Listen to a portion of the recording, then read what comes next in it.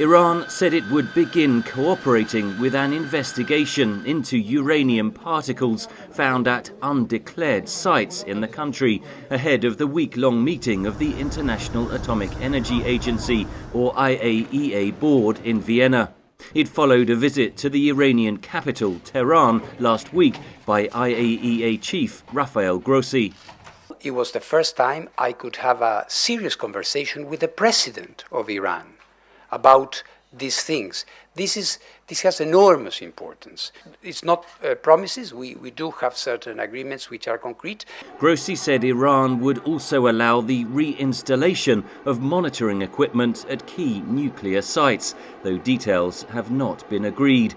The equipment was put in place under the 2015 nuclear deal, known as the Joint Comprehensive Plan of Action, or JCPOA, between Iran and 6 world powers. The equipment was removed last year as the deal unravelled following the United States' 2018 withdrawal from the JCPOA under then-President Donald Trump.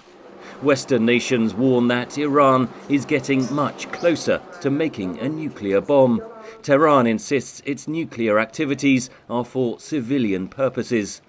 Last month, the IAEA said inspectors had found uranium particles enriched to 83.7% near weapons-grade purity at Iran's Fordo nuclear plant. Tehran has downplayed the find, saying it cannot be seen even under a microscope. Meanwhile, the IAEA said Iran's stockpile of uranium enriched to 60% had increased by just under half since its last quarterly meeting. Critics say the West must impose more penalties on Iran. What we need to do now is to snap back and fully restore sanctions, particularly those that existed at the UN Security Council from 2006 to 2010, that create a multilateral baseline for pressure, that have a permanent arms ban on the Islamic Republic, that have a permanent missile testing and transfer prohibition on the Islamic Republic. The CIA said last month there was no evidence that Iran had decided to weaponize its enriched uranium, but it noted the country's nuclear program was growing at a worrisome pace. Israel, meanwhile, has said it will not allow Iran to develop a nuclear bomb. Is it permissible for Iran, which openly calls for our destruction, to organize the tools of slaughter for our destruction?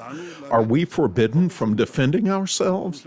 We are obviously permitted to do this, and we are obviously doing it. Indirect talks between the US and Iran to restore the 2015 nuclear deal broke down in September. Since then, the US and Europe have imposed further sanctions on Tehran following its violent crackdown on anti-government protests and its supply of military drones to Russia. Henry Ridgwell for VOA News.